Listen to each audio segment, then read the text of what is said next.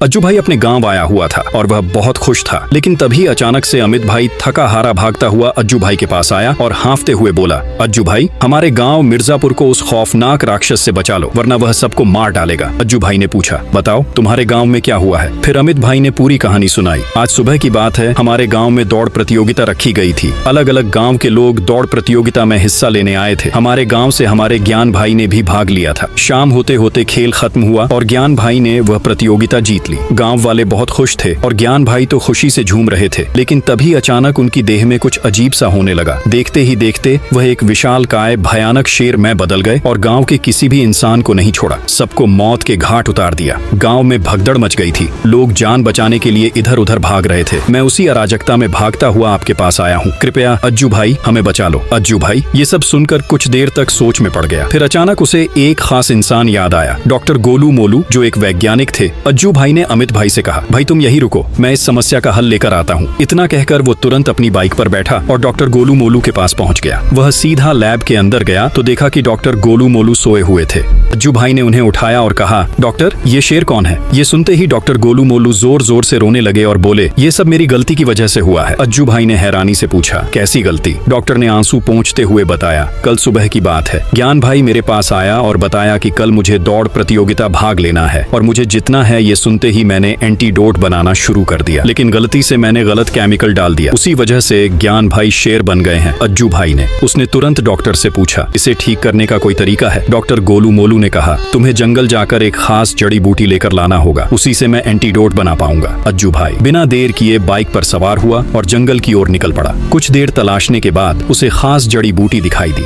और लेकर डॉक्टर गोलू मोलू के पास पहुंचा। डॉक्टर ने कई घंटे प्रयोग किया और फिर अज्जू भाई को एक डिब्बा देते हुए कहा, इस दवा को गांव की सबसे ऊंची इमारत से ज्ञान भाई के ऊपर फेंक देना। अज्जू भाई ने वहां से तुरंत निकला। दोस्तों, आगे देखने से पहले अगर आपको लगता है कि अज्जू भाई फिर से ज्ञान भाई को इंसान बना पाएंगे तो चैनल को सब्सक्राइब करो, वीडियो को लाइक करो और कमेंट में रेड दिल भेजो। अज्जू भाई गांव के सबसे ऊंची इमारत चढ़ गया और जल्दी से ज्ञान भाई के ऊपर एंटीडोट फेंक दिया। कुछ ही देर में ज्ञान भाई फिर से अपने इंसानी रूप में आ गए।